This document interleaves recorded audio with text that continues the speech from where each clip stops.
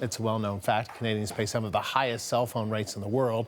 So is there a chance we might get a better bang for our buck and see unlimited data plans introduced here?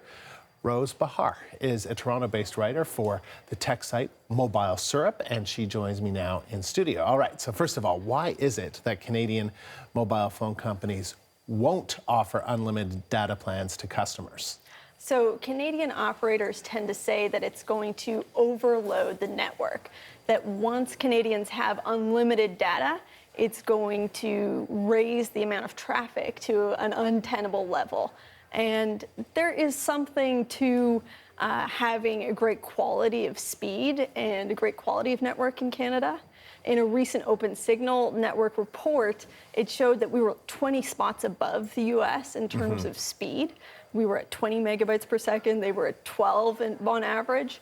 But I do think there's possibility for us to get to unlimited without overloading the networks. So I don't know what the difference would be. So is someone in the US, is it taking that much longer to load something up on their phone than it is in Canada? Is it a noticeable difference? I would say, having roamed there and having lived there for a small amount of time, it is a bit of a noticeable difference.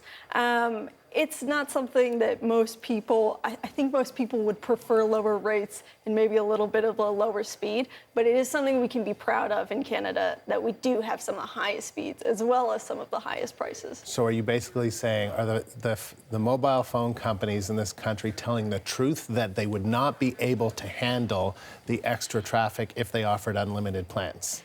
Well, my perspective on it, and I don't know exactly down to the last minute detail of their network, but I think if they were to institute some of the data throttling techniques and some of the restrictions that US carriers offer to be able to provide unlimited data, we would be able to handle those sorts of plans. So you also worked, right, as a sales representative at a major telecommunication companies before. How often did you see cell phone bills that went crazy out of whack?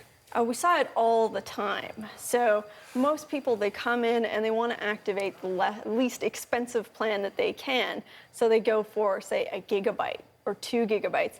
And the fact is you just can't scrape by on that amount anymore. What you have to do is kind of overestimate what you'll need, or else you're going to be running into these overages rates that are about 5 cents a megabyte. So 5 cents a megabyte, that's $50 a gigabyte. So what we would see is people coming in, trying to get lower plans, and then as they used them, and as they came close to that point of 90% or 100% usage, they would continue to authorize the use, just because in this day and age, it's kind of impossible not to exist with data. So what kind of bills would you see? What were some of the crazier bills where people were shocked? I mean, you definitely see bills up to $600 or more, sometimes even in the thousands. And it was just a matter of people not being able to limit themselves on data. We do get warnings from the major operators, but if you still need to use GPS and you still need to communicate with your family and friends using data, it can be impossible not to press that authorize button and get into the hundreds and even thousands of dollars. Wow, those people must have been pretty upset and pretty concerned about finding ways to be able to pay those bills, right? They certainly were, and there was only one answer, really, which was, well, you got to get a higher tier plan. You have to sort of put in that buffer zone so that you don't get this bill shock. Do you think that it should be almost not a right, but do you think unlimited plans should be available to Canadians? I think they should, and I think that eventually they will. As we progress with technological advances in the mobile field, we're going to see a point in time when we need to be constantly connected and reliably connected at all times, with self-driving cars, with AR headsets, and that time is coming in the very near future. So I believe not only do we need these unlimited plans, but we will see them. And the companies will still make lots of money, probably.